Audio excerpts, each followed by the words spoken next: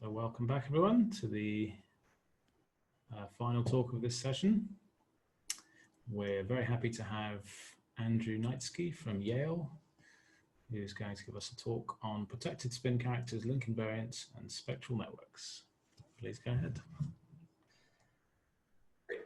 Thank you very much for the introduction, and more generally, I'd like to thank all the organizers and everyone who worked so hard to put together this conference in really adverse circumstances.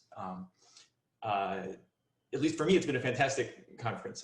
I've learned a lot from all the speakers, and I'm also kind of glad just for the opportunity to connect a little. So grateful, of course, for the opportunity to give this talk, in which I'm going to describe some joint work with Fei Yan. So the work involves a parameter n, the group GLN will appear a lot, and so part of the work is already on the archive, the part for GL2, and part of the work is still in progress, the part for n bigger than 2. But the basic story by now is pretty clear. So the goal of the talk basically is to describe just one construction, but the construction can be viewed in a few different ways. So the most physical way of thinking about it is that we're computing something called the protected spin character. It's a kind of supersymmetric index that counts supersymmetric ground states, including keeping track of their spin, for a system that consists of a supersymmetric n equals 2 theory in 4 dimensions with a supersymmetric line defect inserted at the origin. But another way of thinking about the construction is that it's a construction of link invariant, not for links in R3 or S3, which is the more kind of usual situation, but for links in a 3-manifold, which is a surface cross R.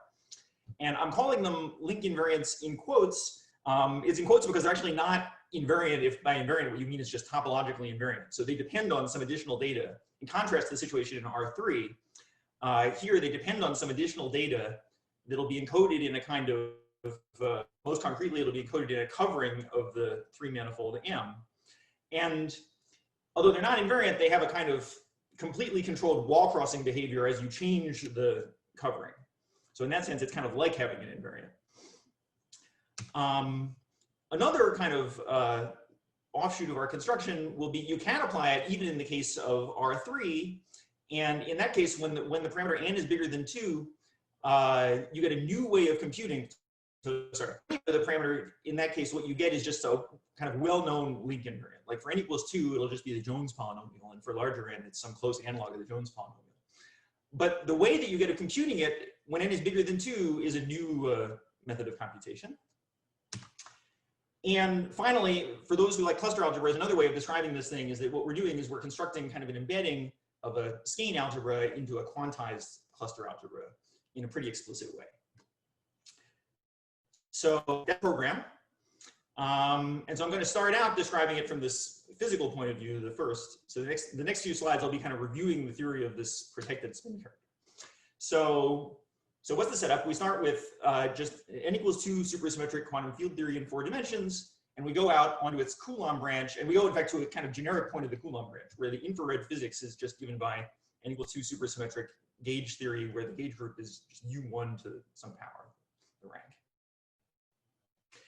And now we introduce a supersymmetric line defect of the theory, and think of it as it's a line, but the line is extended in the time direction, so it just sits at the origin of the 3-dimensional space. And so the usual physical interpretation of this would be that you have like a kind of heavy external probe particle, which is fixed to sit at the origin. And now you ask the question, what are the supersymmetric ground states of this system? And so you could ask a little more refined question. Since you're in the U1 to the R gauge theory, the states are labeled by their electromagnetic charge. And if there happens to be some flavor symmetry around, then they're also labeled by their flavor charge. And so I'll use the letter gamma to denote the charge of the system. And so we can ask, what are the ground states with a particular charge, gamma? Now, there's a supersymmetric index around which gives a kind of signed count of these objects. It's called the frame protected spin character. What it is, well, I wrote the definition here. It's the trace over the Hilbert space of the system with the line defect inserted at charge gamma. It's the trace of this particular operator, minus q to the 2j3, q to the 2i3, where J3 is the generator of rotations around, say, the x3 direction, and I3 is the internal symmetry. And so what you get then for every charge, this gives you some function of Q, a simple function of Q, just a polynomial in a Q and Q inverse with integer coefficients. Now, so that's a pretty concrete quantity which you can try to calculate in the theory, and it has been studied from many different points of view by many different groups. So it's been studied for Lagrangian theories by kind of semi-classical approaches. It's been studied with quiver quantum mechanics, using constraints from wall crossing. For class S theories, the case I'm going to describe, it's been studied using spectral networks. It's also been studied by supersymmetric location. So there are many works on this subject. One way of thinking about the problem, which would be kind of useful for my description, is you can think of it as you're kind of trying to find the UV to IR map, not for local operators, but for the line defects. So from that point of view, the way you think of it is, in the original theory, in the ultraviolet theory, you had your line defect L. And you've gone out on the Coulomb branch to some point, and when you do that, your line defect, its infrared description looks like, at least loosely speaking, it looks like a sum of the infrared line defects. And the infrared line defects are relatively easy to classify because you're just talking about the abelian theory. All you have are Wilson-Tooth lines of the abelian theory, which are just labeled by their magnetic charge, the same charge gamma that I was writing before. And again, you can add flavor charge if there are flavor symmetries around. So the decomposition is, you start with the ultraviolet line defect, you decompose it into a sum of, the infrared line defects, and the coefficients that appear in that decomposition are these frame protected spin characters. So just to give you what this kind of thing looks like, so one example you could take is the pure n equals 2 supersymmetric Yang-Mills theory with gauge group SU2. And then, so the answer typically depends on where you are in the Coulomb branch. So I'm just giving you the answer at one particular point in the weak coupling region of the Coulomb branch. So here, the infrared theory is just the U1 theory. So the charge is just literally a pair of integers, the electric and magnetic charges. And so if your ultraviolet line defect is, let's say, the supersymmetric Wilson line in the fundamental representation, then this decomposition turns out to involve 3 states.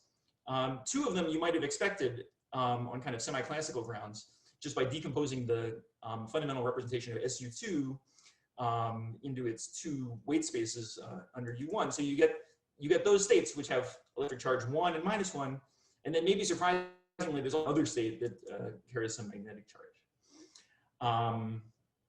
So that result has been obtained by many of the methods that I described before. So here, in this case, we don't see any states with non-trivial spin. So just to show you what it looks like when there's some spin, so one simple example is the generalized Argyres-Douglas theory of type A1, A3. So then the charges, there's electric and magnetic charge and also a U1 flavor charge. So we have 3 integers.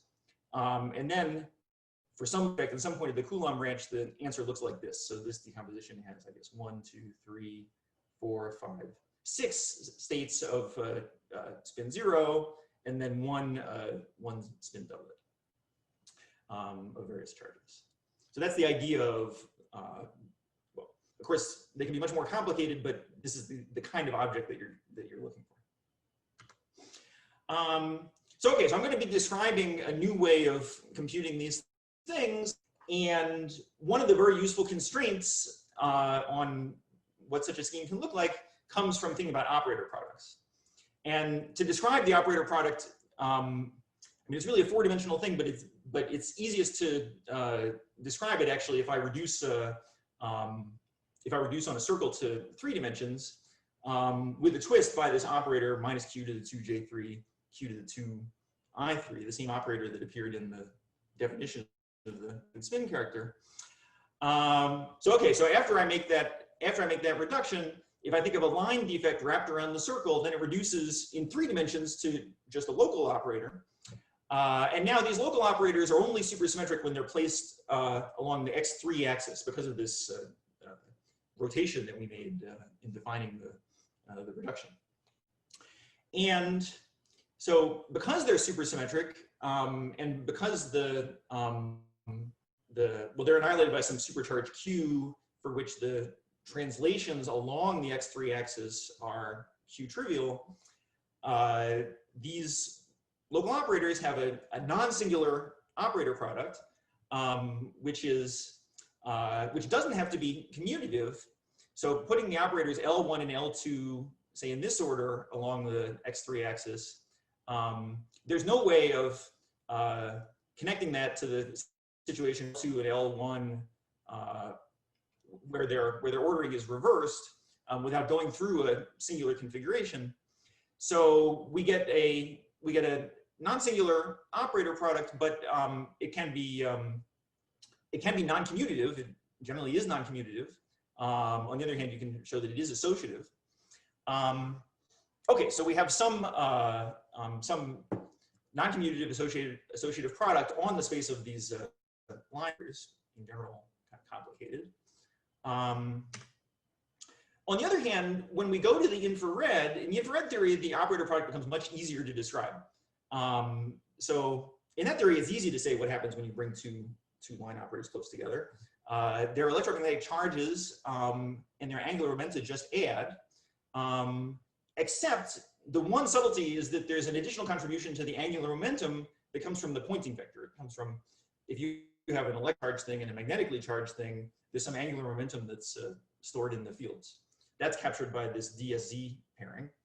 And so the operator product between the x gamma 1 representing a line defective charge gamma 1 and x gamma 2 representing a line defective charge gamma 2 is an operator with charge gamma 1 plus gamma 2, but with an extra factor of minus q to the pairing corresponding to this extra angle.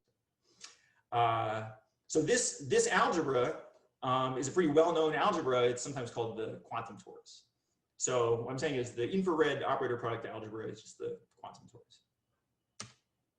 And so the key constraint that I'm going to use in what follows is that this map from the UV to the IR ought to respect the operator product. In other words, if I have two line defects, I can either first take their operator product and then flow to the IR, or I can first flow to the IR and then take the operator product. Those two things are supposed to be the same.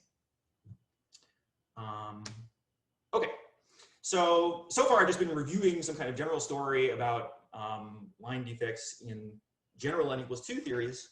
And now I want to specialize a little bit to tell the rest of the story. So now I'm going to suppose that my n equals 2 theory is a particular one, or in a particular class. It'll be a theory of so-called class S, which is one that you obtain by taking the 6-dimensional 2,0 theory of type GLN and compactify it on a Riemann surface. Or more pragmatically, you might say you take the low energy limit of n 5 branes that are placed so inside of a spacetime, which is the cotangent bundle of C across 7-dimensional flat spacetime. You put n branes on the Riemann surface C cross R 3, 1, and then take the low energy limit. Sometimes that's a useful kind of geometric setup for getting intuition about the story, and it'll be helpful here. So then, and one of the other basic ingredients in my story was I wanted to go on the Coulomb branch. So in this setup, going to a point on the Coulomb branch corresponds to a branched n-fold covering. So we have our Riemann surface C, which is sitting inside of the cotangent bundle, and now we're going to have an n-fold covering over it, which I'll call C twiddle, sitting inside of the cotangent bundle. So in terms of the 5 branes, you would imagine that the n 5 branes just move slightly off. Before you had n of them on the 0 section, and now you'll have one of them wrapping this covering inside of the cotangent bundle. And so that can bring another name for what's called the Seiberg-Witten curve that describes the infrared dynamics of the theory. But what we'll use about it is just that it's some branched n-fold covering. And so in this case, so I was talking about the line operators and the operator product algebra in the UV and the IR. And in this particular case, the class S case, that operator product algebra has a relatively concrete description as what's called a Skein algebra.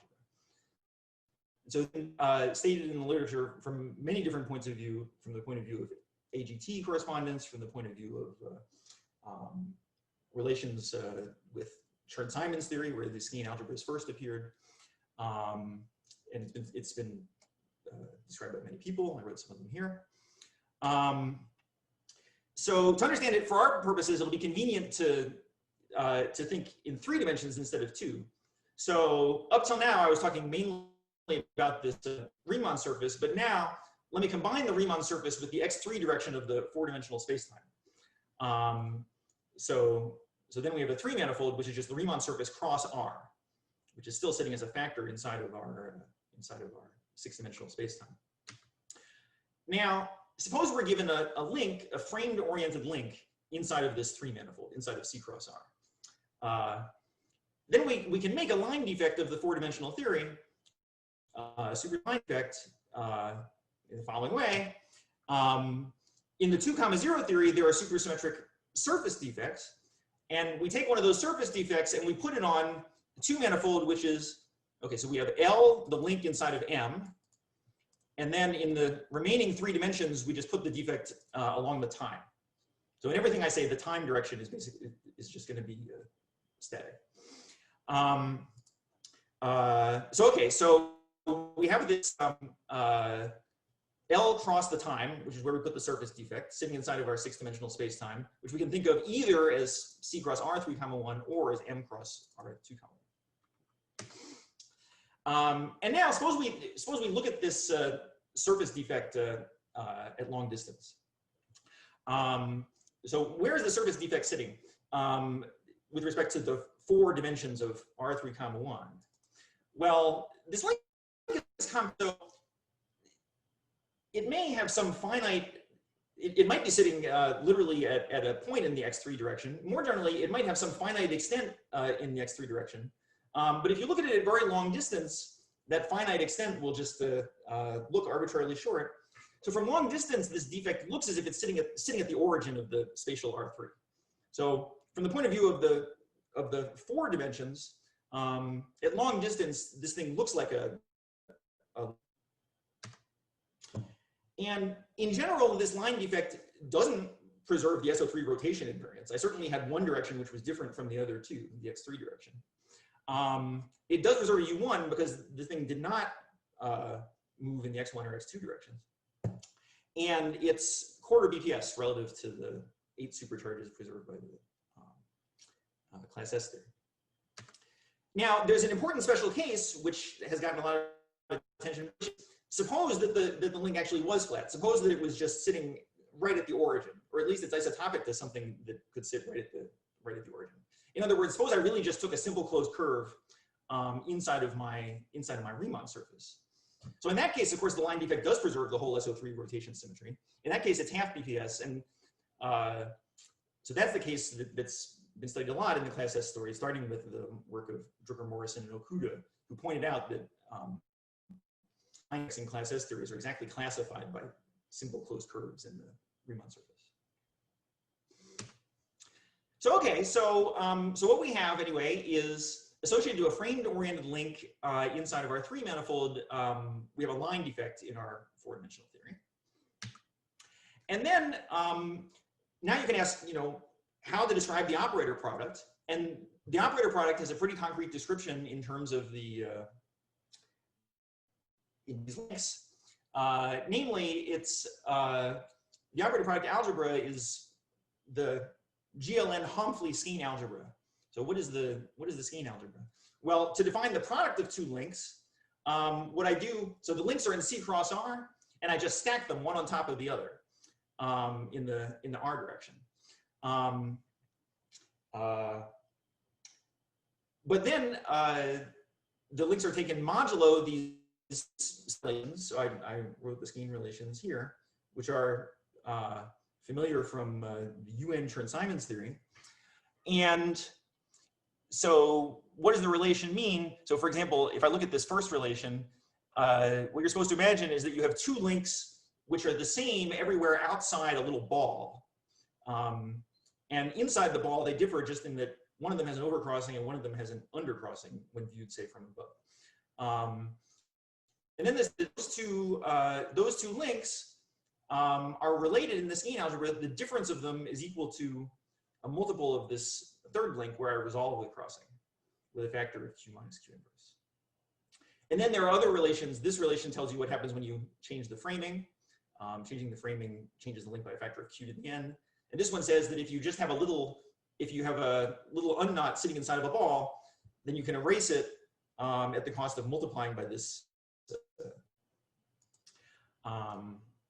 Okay, so that's a relatively concrete kind of geometric description of what the operator product algebra is in this theory. Sorry. Right, I should say, for n equals 2, I think this is the whole OPE algebra. For n bigger than 2, this is just part of the OPE algebra. In general, you would have to include also kind of more complicated networks of Wilson lines. So in the story I'm going to tell today, I'm not going to deal with those networks, although it's possible to extend what I say to include those networks. Now, in the infrared, I'm trying to describe a map from the ultraviolet algebra, which is the Skein algebra I just described, to the infrared algebra. As I told you, the infrared algebra is supposed to be much simpler.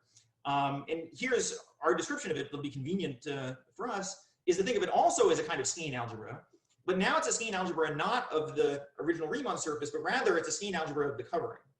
And loosely speaking, you would say it has to do with kind of U1 Chern-Simons theory on the covering instead of UN Chern-Simons theory on the base. And so this one has somewhat simpler relations. In particular, if you want to change a crossing, you can freely change the crossing just at the cost of a factor q squared, or you can resolve it at the cost of a factor q. There's a somewhat tricky sign in the story, which I think I don't want to describe in detail. Well, I'll just say, so there's a distinguished locus in this covering 3 manifold, which is the branch locus of the projection from m twiddle down to m. This Seiberg-Witten curve is in general a branch covering, and so there's a branch locus here. And when you move the Wilson lines across the branch locus in this story, you pick up a minus sign. Okay. So from what I just told you, from everything I just told you, the GL1 Skein algebra of the covering, C twiddle cross R, which was supposed to be this infrared OPE algebra, has to be isomorphic to the description I told you before, the quantum torus. So just to say that's indeed true, it's true in a pretty simple way. For every the charges, the infrared charges of the theory correspond exactly to just loops on the spectral curve. Homology classes of loops on this covering, the Seiberg-Witten curve. And so for each loop, we could just take the corresponding element of the Skein algebra represented by that loop. And I'll call that x gamma. There's some care needed with these tricky minus signs, which I'll suppress. And then the Skein relations right away imply the relation that I wrote for you before, having to do with the pointing vector. X gamma 1 times x gamma 2 is x gamma 1 plus gamma 2 up to its power of q. Where now the ds-z pairing, the pairing between electric and magnetic charges, that role is played just by the intersection pairing on the homology. Okay, so summarizing where we are, now just in kind of geometric terms, the kind of problem I'm setting up. So we have a 3 manifold, which happened to be C cross R, with a branched n-fold covering. And what we're looking for is the UVIR map, which you take loops downstairs, you take a loop downstairs, and you map it to some formal sum of loops upstairs with coefficients that are valued in, that are Laurent polynomials in Q. And this map is supposed to be constrained. It's supposed to be a homomorphism between some algebra structure, some kind of complicated algebra structure defined on the base, the GLN Skein algebra, to some very simple algebra structure on the loops on the cover, the GL1 Skein algebra, which is the quantum torus. Okay, So okay, so that's the geometric problem. And now I want to describe a method of computing the UV-IR map. So as I said, this is a story that we carried out completely for n equals 2, and we have most pieces working for n equals 3. I'll tell you some as we go along. And okay, some parts of it also work for higher n. So our hope is that what we've done for n equals 3 basically will work for all n, but we'll see. But I should say right away that many ingredients in this scheme have appeared before. So in particular, if we solve this problem without the spin information, if we set q equals 1, which is kind of the commutative, then these algebras become commutative. And then the story is basically the story of abelianization and spectral networks in my joint work, David Gato and Greg Moore. On the other hand, if we take this 3-manifold, the simplest thing we could do is just take the 3-manifold to be R3. So then it doesn't literally have an interpretation in terms of class S, but still you could make the same setup with a surface defect, now just in 6-dimensional space. And then in the case n equals 2, what we'll recover is just the vertex model for the Jones polynomial. And it's a kind of reinterpretation of it using the 2-0 theory. And basically this reinterpretation already appeared in work of Witten and particularly in work of Gato-Witten. Okay, so on the one hand, many of the ingredients we're using have appeared before. On the other hand, in some cases, the answer has also appeared before, but obtained by a quite different looking method.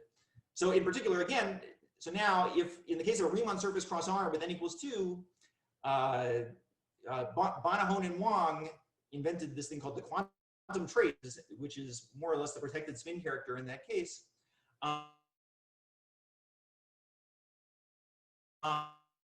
So in the Coulomb branch, there was a theory developed by Maxime Gabella, which involved, roughly speaking, using the spectral networks plus some quantum group R matrices that were kind of put in by hand. So this work actually started as a way of trying to understand better Gabella's construction. Okay. So I want to explain how we're going to compute this protected spin character. So as I defined it, the protected spin character is a trace, the trace over the Hilbert space of the 2,0 theory, formulated on M cross R 2,1 with a surface defect inserted along L cross the time. And so to compute it, one thing you could try to do is, essentially from its definition, you actify the time on a circle, including this twist around the circle, and compute the partition function. So if I think of reducing the 2-0 theory from 6 dimensions to 5 dimensions, that's believed to reduce to computing the partition function in 5-dimensional n equals 2 supersymmetric Yang-Mills. Now, super Yang-Mills with gauge group UN, formulated on M cross R2 with a twisting and an omega deformation. It's omega deformed because of this twisting by the rotations. And then we're studying it with some additional symmetry breaking turned on. So some symmetry breaking scalars turned on, determined by the covering, M twiddle going to M. And then we've inserted a Wilson line defect along this link. Okay, so roughly speaking, what we're trying to do is 5-dimensional n equals 2 super Yang-Mills with a Wilson line. Okay, so in that situation, there's a kind of natural 0th order guess at what the physics might be. What you would say is, okay, well, I'm going out on the Coulomb branch of the 5-dimensional Yang-Mills. That breaks the UN gauge symmetry to U1 to the N. I say locally because the breaking scalars vary as I move around on the as I move around in space. But locally, it's breaking UN to U1 to the N. And so it decomposes the fundamental representation just into its n different weight spaces, n different charges under the U1 to the N, which just correspond to the sheets of this covering manifold M twiddle. So what you would think, so the first possible guess at what the answer could be is that the Wilson line is just going to decompose infrared into n Wilson lines of the U1 to the N theory. In terms of my kind of geometric setup, what that would mean is, okay, we have a link lying on the base manifold M, and we should just lift it up to the covering in all possible ways. So just lift it up to each sheet of the covering. So that's what I denoted here. Here's, a little arc. Whoops. Okay, that doesn't work. Here's a little arc of the link, and here we're lifting it to sheet. Or in terms of these charges, you would say it has kind of n different charge spaces, and this is charge space I under the U1 to the n. Now, you very quickly see, if you try to use this guess, that this is not the right guess. For example, it doesn't satisfy the Skein relations. It's not even isotopy invariant. But there's a small modification of this guess which seems to work, and that is to include corrections coming from the massive W. So the W bosons are in the adjoint representation. So they're labeled by one of the weights of the adjoint. In other words, two sheets I and J of this covering. So each W boson is carrying a labeling by IJ, where I and J are two sheets of the covering. Now, the sheets of the covering are described by the symmetry breaking scalars, which in this twisting is like a field on a vector field on M. So another way of saying this is what I wrote right here, that M twiddle, the covering, is sitting inside of the cotangent bundle, and I'm taking M to be a Riemannian manifold. For example, C was actually a Riemann surface. So it had a conformal class of a metric, and the conformal class, the choice of metric inside that conformal class won't matter. So I can identify that with the tangent bundle to M. And so each sheet of this covering is being a vector field on M. And then the BPS condition is that these W bosons have to travel along special trajectories, what I'm calling BPS IJ trajectories, which are just the flow lines of the vector field VI minus VJ. And so these W bosons can kind of transport charge between different arcs of the link.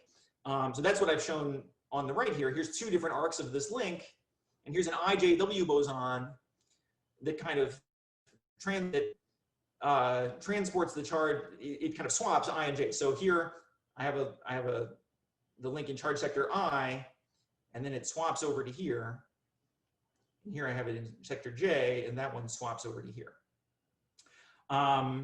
And then what they can also do is mediate interactions with the locus on M where the symmetry is partially restored. So that's the branch locus of this covering, which I mentioned earlier. So if you have a place where sheets I come together, that can emit an IJ, a W boson of type IJ, and then the link, by interacting with that, can change from charge I to charge J. Okay, so altogether, the proposed shape of our answer is that if you have a link L representing a UV line operator, to get its infrared decomposition, you have to sum over a bunch of different links covering. Which links do you sum over? They're all the ones that can be assembled from these two different kind of constituent. So on the one hand was just directly lifting. That was the kind of naive answer. Just directly lift the link from M to M twiddle. And the other is to include these W boson trajectories. And each L twiddle then comes equipped with a framing, which I won't try to describe, and also a kind of tricky factor, a kind of weight factor, which, because it's the thing that is by far the hardest in this project, I have to tell you at least a little bit about it. So each of these lifted links comes with various weight factors. And so, for example, in the GL2 story, there's a factor of Q to the winding number. Now, so you have to say what you mean by the winding number. But in this situation, there's a way of defining a kind of canonical projection. You take the winding number in that projection. There's a factor of Q minus 1 over Q for each of the W boson trajectories that connects two ends of the link. There's a kind of tricky factor having to do with the framing, which I think I won't say too much about. Now, so these factors, we determined them by a kind of bootstrap method. So we didn't know a priori what these factors should be. And so we determined them just using all the constraints that we know that this UVIR map should obey, particularly that it should obey the Skein relations and should obey the isotopy invariance. It would be much better to derive them in a more fundamental way. I mean, for example, by some computation in this omega deformed 5-dimensional Yang-Mills theory. One thing I'll say about it is that, at least part of this story has been explained in a physical way. This factor of Q minus 1 over Q also showed up in Gato-Witten's work in the case of R3. And then they explained it in terms of fermion zero modes from the broken supercharges that were present in their story. So ideally, some similar explanation is going to apply in our case. It would be very good to understand all these factors in some kind of top-down way. Andrew, just yeah, okay, so all that was the story for what, thank you. So what I told you in detail was the story for GL2. For GLN, the story gets somehow much more interesting because we have to include, in addition to just single W boson trajectories, we have to include also kind of webs of W boson trajectories. So here's a picture of the kind of thing that you have to include. And again, by this kind of bootstrap method, we know what factor has to be assigned to one of these webs. It's Q minus 1 over Q to the power M, where M now is the number of leg minus the number of these trivalent internal vertices. So it'd be very nice to have a sort of universal explanation of this. You know, maybe, for example, there's kind of 2 fermion zero modes on each leg and some universal interaction at each vertex that lifts 2 of them. And then you also have to include various kind of winding number factors. Now you have winding numbers in many different projections that all have to be added. So it's a somewhat intricate story. Now I wanted to show you, just to give you some feeling for how this thing actually works, what kind of thing it is in practice. I wanted to show you quickly just a couple examples of it. And then I guess I'll be done. So let me talk about the case R3, really the case that Gato-Witten studied, when n equals 2. So then the simplest thing you can do is just take these symmetry breaking vectors to be literally just constant vectors. And so then this covering, I spent a lot of time talking about a covering, m twiddle over m. When m is R3, we can take it to be just covering, just literally n copies of R3, placed at different points in the tangent bundle according to these vectors VI. And so then the physics, we're really talking about the 2-0 theory in R5, 1 with the surface defect. And in this case, this Skein algebra that I've been talking about, all the interesting stuff in the Skein algebra came from homology classes of loops in the cover. In this case, there's no homology classes of loops in the cover, or they're all trivial. And so the Skein algebra is just polynomials and polynomials. And then in this case, the answer that we're supposed to get is just a very familiar link invariant. It's essentially the Homfley polynomial. It's a specialization of the Homfley polynomial of the link. So for n equals 2, it's essentially the Jones polynomial. Okay, so let me show you how that happens in this setup. So here's an example where I took n equals 2. Now, when n equals 2, so the symmetry is controlled by these 2 vectors, v1 and v2. Only their difference matters. I can just take it pointing along the x-axis. And let me take this polygonal unknot.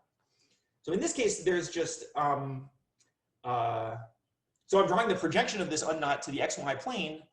And there's, now what happens depends on how it moves in the z direction, which I haven't shown you. But I'm showing you an example here where there's just one W boson trajectory. Here it is. In this case, we wind up summing over just 3 different lifts. One where we assign the whole link charge 1. One where we assign the whole link charge 0. Sorry, I've labeled the sheets as 0 and 1. And one where there's this exchange process. Part of it is on 0 and part of it is on 1, and they swap. This W boson swaps them. And so you sum up, you use the rules to evaluate the contribution of these 3 lifts, and sure enough, you get the unnormalized Jones polynomial of the unknot, as you expect. If I draw the same picture in the YZ plane, it looks a little different. Now we don't see the exchange because the exchange was going in the x direction. Now that's into the board. You just see a kind of local interaction at the crossing where the sheet labels are allowed to change. And using this projection, our description of the UVIR map just reduces to the vertex model. This is essentially the story that Gato and Witten explained. So the new thing now is to do it for, the new thing in R3 is to do this for n greater than 2, and to take the symmetry breaking vectors to be all far apart. If they're nearly collinear, we get, again, an analog of the vertex model. That's what I wrote here. But for more general symmetry breaking, we can get more complicated contributions. So here's a couple pictures of those.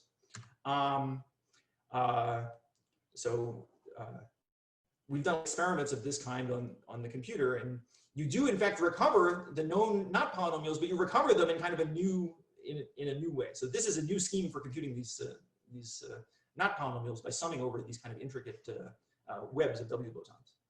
All right, so I'm basically out of time, so I'll skip. These are some examples of what the story looks like if you do it on a Riemann surface cross R.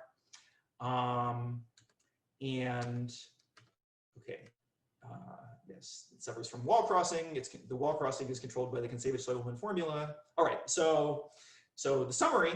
What did I tell you? I told you about some joint work with Fei Yan, which is partly done for n equals 2 and partly in progress for higher n, where we compute something that you can think of in various ways. It's either a protected spin character counting BPS states, or it's a link invariant for links that are placed in the three manifold, which is a Swiss cross R, invariant in quotes because it has some controlled wall crossing, or it's a new way of calculating the link invariant for links in R3, or it's a way of embedding the Skein algebra into the quantized cluster algebra. That's essentially the story of wall crossing that I didn't manage to say. All right, I think I'll skip the sort of potential future stuff and just say many thanks, and I hope that we're able to meet again in person before too long. Thank you very much, Andrew. I'm going to just unmute everyone and ask you a round of applause.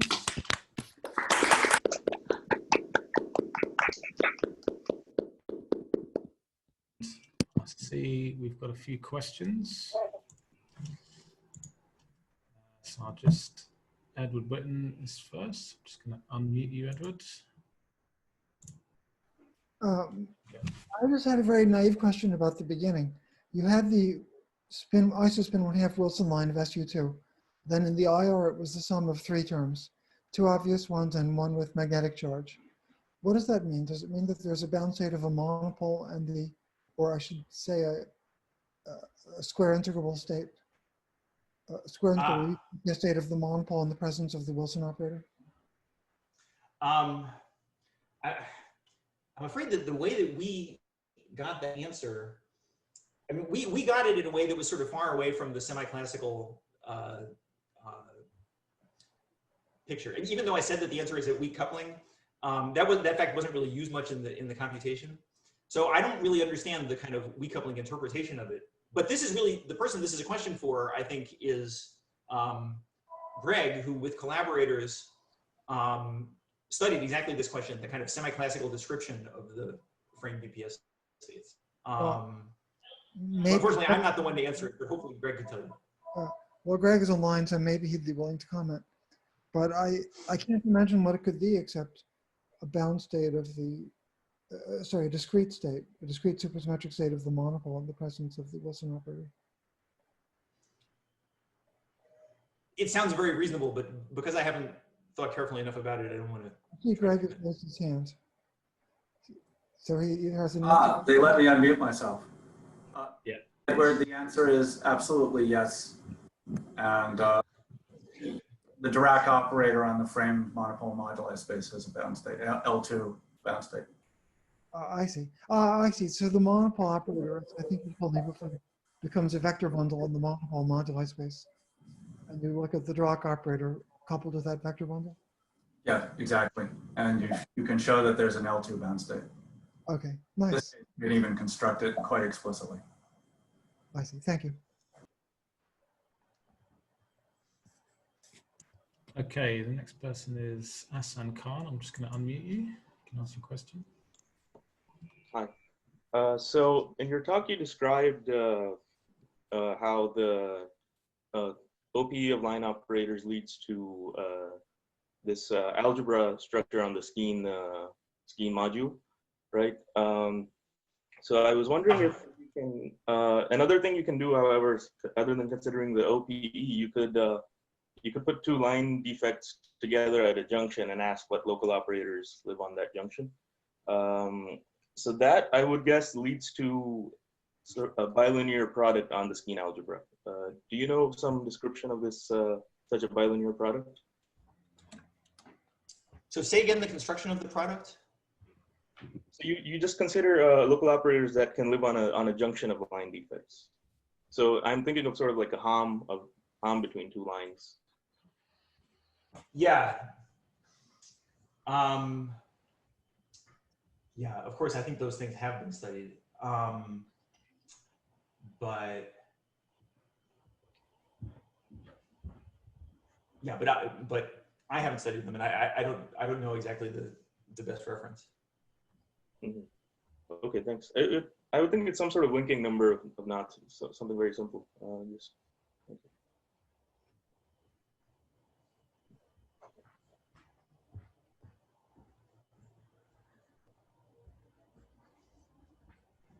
Okay, thank you.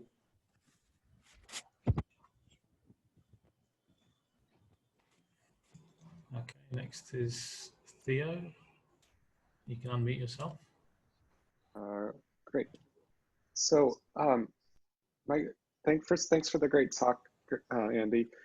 So my question is, the Skein algebras are just a piece of a sort of larger object that you might call a Skein category, where the Skein algebra is like one specific endomorphism algebra in that category. Do you have like a UV to IR map for the whole Skein category? I don't, unfortunately.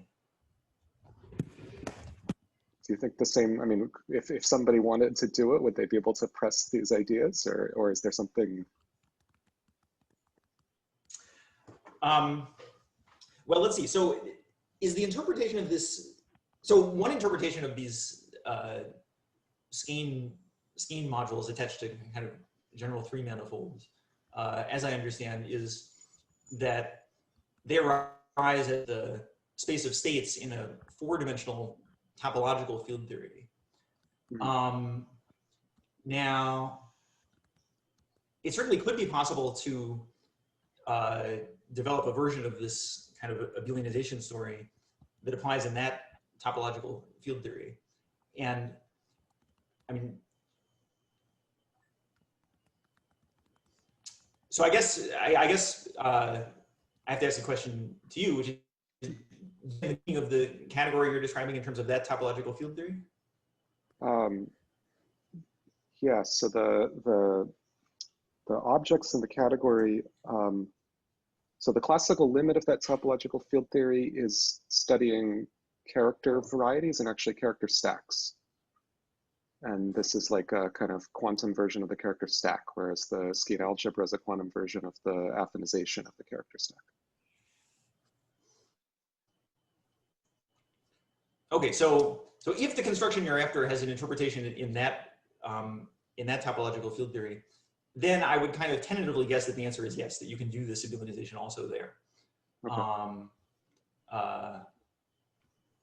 Although I haven't pursued that much. I had some conversations with, on the one hand, with Davide Gaetto, and on the other hand with David Jordan, which I think were about this question.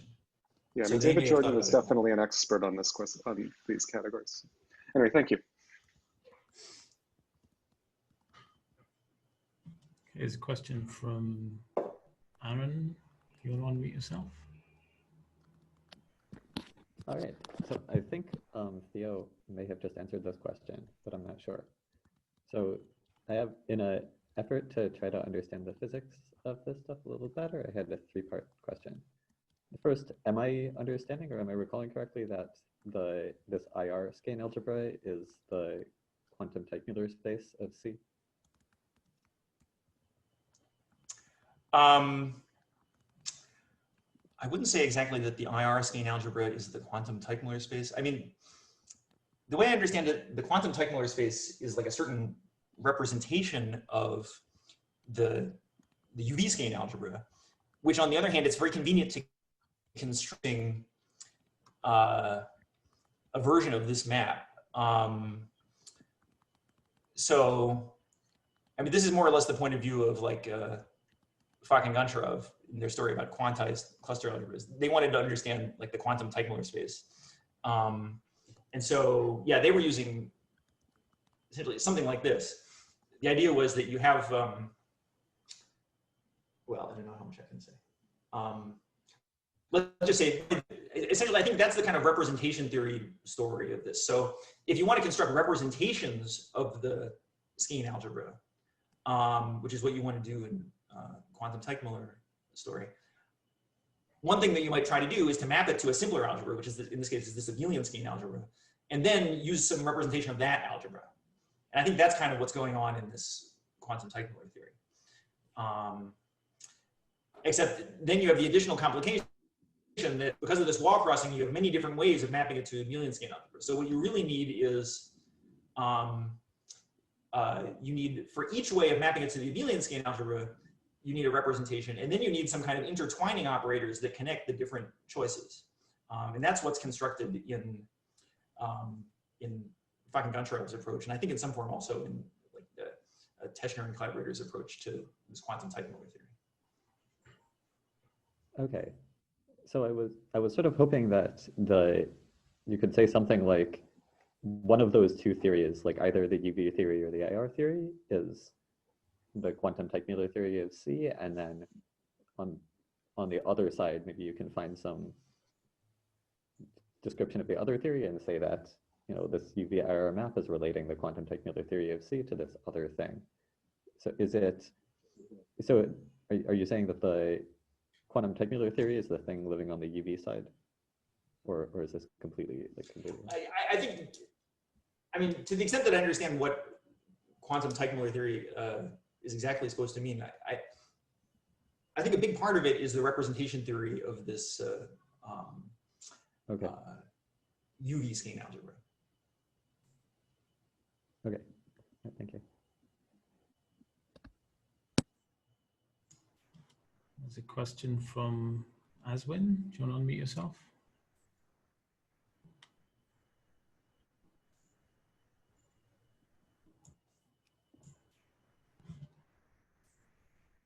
We can't hear you if you're speaking.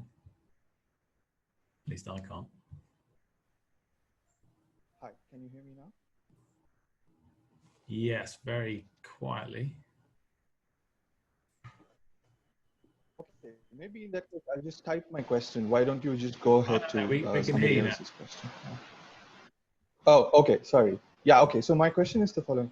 So does this calculation suggest a categorification of not invariance, and if yes, is it new or is it related to non-categorification? I mean, so, okay. So the thing I was computing is supposed to be the dimension of some Hilbert space, right? So in that sense, the physics certainly suggests that it ought to be categorified. The ordinary, in the case where the three manifold was just R3, then the kind of, you know, the statement that that you get a categorified non-invariant from the setup of a surface defect of the 2,0 theory in 6 dimensions, that's essentially the known picture of categorification of non-invariants coming from physics, starting with Gugov, Schwarz, and Vafa, and Witten, and Gato, Witten, and so on. So in that case, the categorification is supposed to be the same categorification that people were already studying. Now, I guess we are saying that these other non-invariants, the invariants that have to do with putting the knot in like a surface cross R, that those also ought to be categorified. I think that's kind of a known open problem to give a sort of good categorification of those frame BPS states. I don't believe has been fully solved. It would be very nice to do it starting from this construction. That's kind of on our list of things to think about, but I can't say that we've done it yet.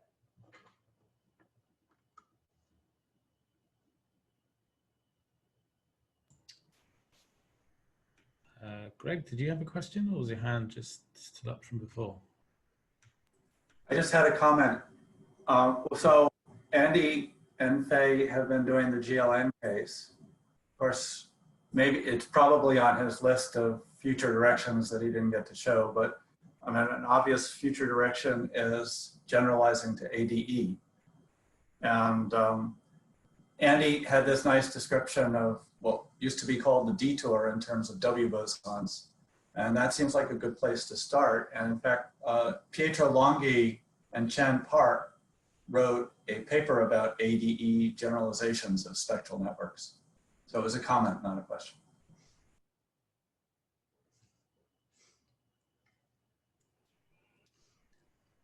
Yes, I fully agree with this comment.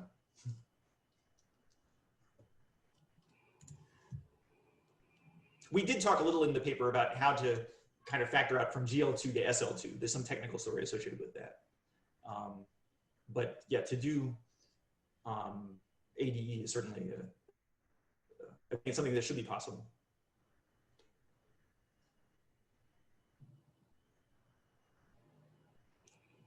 There was another question, but okay, yeah. So Minna, you can unmute yourself and ask your question. Hi, Andy. Thank you for a wonderful talk. I was wondering if you have a way of describing sort of the intertwining between, I mean, the action of the mapping class group on the knot invariants you produce. Well, I mean, the invariant, if you're talking about what we actually calculated is just a number. So, or, you know, a polynomial, not like a vector space or anything. So I don't think that polynomial has any interesting, oh, sorry, you could ask, sorry, I guess you could ask if you sit at a particular point of the Coulomb branch and act with the mapping class group like on the line operators, how do the projected spin characters transform under that? But I would be surprised if there was any nice, if there was anything nice that you get from that. I mean, certainly if you look at invariants that just come from R3 and I embed it in the surface, then there's nothing new. But presumably you're actually getting something new from invariants that don't come from just R3. And then yeah, there should be something interesting. Well, okay, right. So I mean, what's interesting about it is that the answer, okay, well, let me say what's different about the ones where you put the knot in a surface. So of course, one possibility, right, is that you actually just put the link in some little ball in the surface cross R. And in that case, you do get just exactly the same answer you would get in R3. So then the surface kind of course, yeah. Now, so the more interesting thing is if you put it on some, you know, essential cycle, and then, you know, then the answer you get, right, is not just a polynomial in Laurent polynomial in Q, but rather it's, you know, it lives in this non-commutative algebra, the quantum torus. So what's new from that point of view is just the fact that, you know, the answer lives in a different place. But I could imagine drawing a very complicated knot on the surface of the Riemann surface, right, and then resolving it a little bit. And sure. Yeah. Okay. Yeah, absolutely. So it applies. I didn't draw any examples like that. I just drew the ones that are flat. But I mean, in the paper we did talk about some examples where you know, it's not just flat. It's really the quarter BPS thing, right? And then the difference is that the answer that you get doesn't come out in a representation of SU2 anymore. Somehow morally, it seems like it kind of reduces to, there's sort of the part that you can eliminate by Skein relations, and then there's the kind of essential part, which seems to be the, you know, just the flat links. But I think what's not trivial about that is that there is, you know, a single consistently defined object that you can assign to any link inside of C cross R that actually obeys all those Skein relations. Okay, let me maybe ask a different question. If I mean, is it known how to predict your invariance from which you can derive? I mean, I'm sure that one can work it out, but has it been worked out in the papers that you cited? Say the question again. How to compute? You can. I mean, right.